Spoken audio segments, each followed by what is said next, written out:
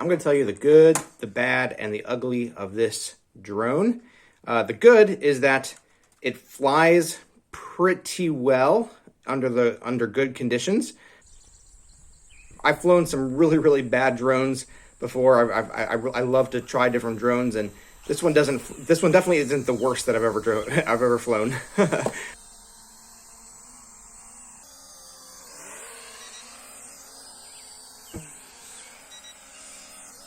That being said, if you ever fly it and it hits something or even just hits the ground, make sure that these propellers don't get snapped into a backward condition, because if you try to take off like that, you're likely to lose it very quickly because it'll be flying forward. So just keep that in mind. These propellers do snap out of position very easily. So that is one of the bad things. Another good thing, it does come with propeller guards if you want them. So you can very easily save your propellers from getting too damaged too quickly. I usually don't use them because I'm used to flying them pretty well. I don't crash into too many things. Turns on real easy. You're just going to hold that button and it's going to turn on. Now, a bad thing about it, let's talk about some bad things.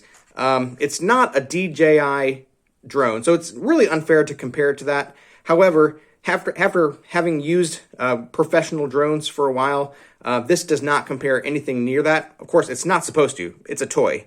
And as far as like the video quality that you're going to get from this thing, it says HD. I would not call it HD in any sense. It's very much low quality, very jerky camera image that you're getting from this. Now, it does allow you to adjust a couple settings in the app.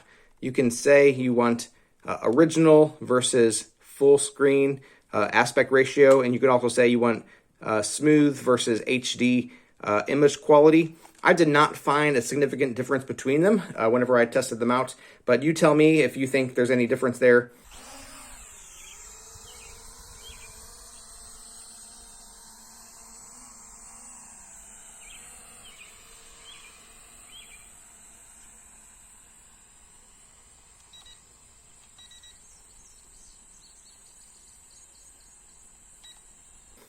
Kind of weird things about the controller too. Usually your controls are in line with each other. So like up there or down here, you'll have both of these joysticks. It's kind of weird that they have one here and one up there. That's different. This thing here, I did find this thing that useful. This is a trimmer, so that if you find your drone swaying in one direction or another, or forward or backward, you can kind of adjust how much it's doing that.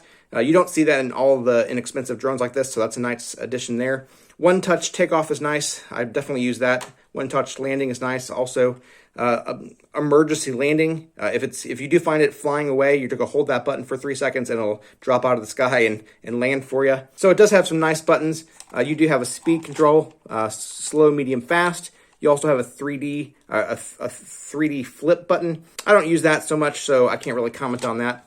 So yeah, it's definitely not a high-end drone, but if you're just looking for a toy drone, maybe to have some fun with and aren't expecting good quality from the camera, yeah, I'd say it's definitely worth it in that regard. If you just want to have some fun with it outside, fly something around, something lightweight and that's easy to fold, unfold, and to use, I would say it's worth a shot. You might want to check it out.